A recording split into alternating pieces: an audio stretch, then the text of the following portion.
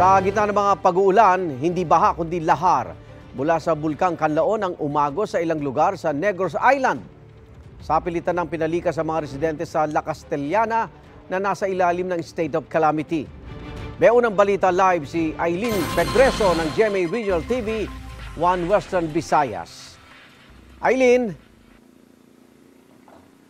Igan, umabot na rin dito sa La Carlota City ang lahar na dumaloy mula sa Bulkang Kanlaon. Gaya ng ilang lugar sa Barangay Biak na Bato sa La Castellana, Negros Occidental, hindi pa rin maaring bumalik sa kanilang mga kabahayan ang mga apektadong residente.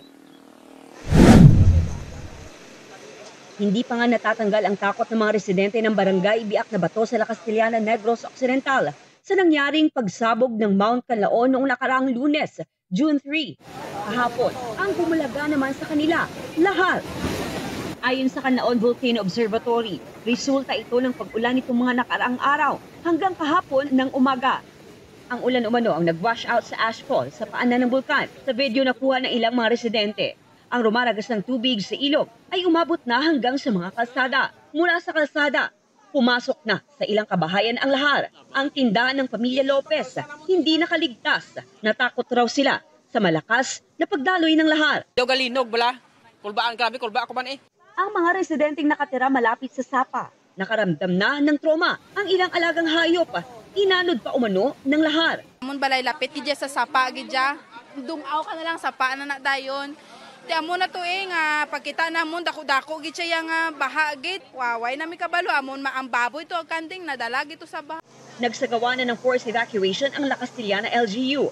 Pansamantalang nananatili sa Barangay Gym ang mga residenteng lumikas. Ayon sa Kanlaon Volcano Observatory, maituturing pang bahagi ng hazard ng bulkan ang nangyaring lahar flow. Kung patuloy pang mararanasan ang pag-ulan, posible umanong magtagal din ang lahar flow. Pinakaapektado ang Barangay Biak na Bato dahil isa ito sa pinakamalapit sa paanan ng bulkan. Ang advice natin is magpalayo kita sa mga channels, river channels sa tubong, especially kung gaulan-ulan. Kung tani, hindi lang magsusudugid ang ulan. Kaya syempre kung ang water, hindi ang part sining hazard sa aton nga volcano.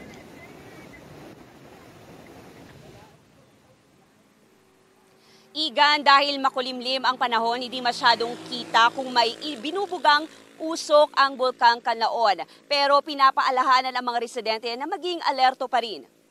Igan?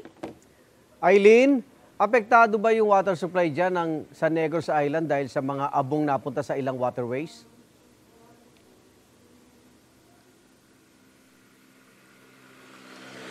Sa ngayon, Igan, problema ng ilang mga residente ang kanilang water source.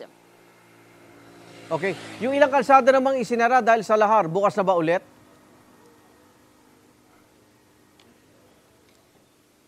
Sa ngayon, Igan, hindi pa rin maaring daanan ang ilang lugar o ilang kalsada sa Barangay Biak na Bato dahil nagsasagawa pa rin ng clearing operation ang LGU.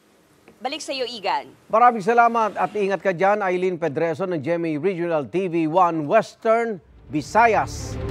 Igan, mauna ka sa mga balita. Mag-subscribe sa GMA Integrated News sa YouTube. Sa mga kapuso abroad, subaybayan nyo kami sa GMA Pinoy TV at sa www.gmanews.tv.